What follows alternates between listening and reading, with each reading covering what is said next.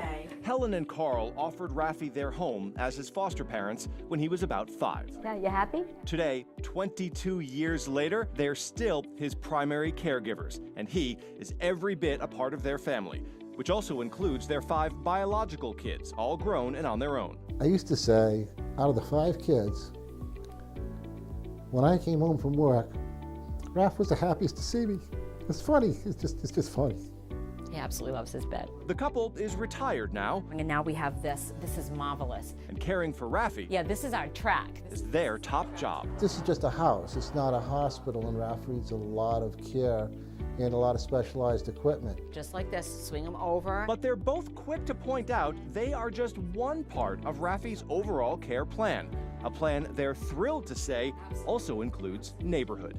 Are you a member or provider calling? If we have to get in touch with Neighborhood Health, it's usually customer service that you go to directly. And they have answered the phone immediately. I was like, really? And it's a person. You get a real person. I am amazed at that because you don't get that anywhere.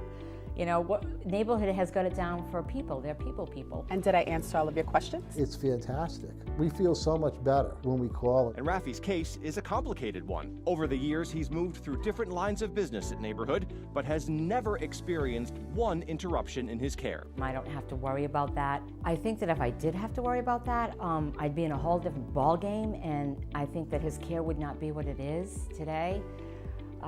It's a wonderful peace of mind knowing that I don't have to deal with that. Neighborhood was very, it still is very helpful with as his needs change, as he grows. In Raffi's case, being able to work on that transition and facilitate that transition from a more pediatric childcare into adulthood, and being able to be there to manage the clinical changes, offering that level of continuity is extremely important. Nobody could do this by themselves. He is 24/7, he really is, but I don't have to worry about Neighborhood. I'm so happy that I have them. I really am. When Raffi was a little boy, before he met Helen and Carl, he spent about a year living at Hasbro Children's Hospital.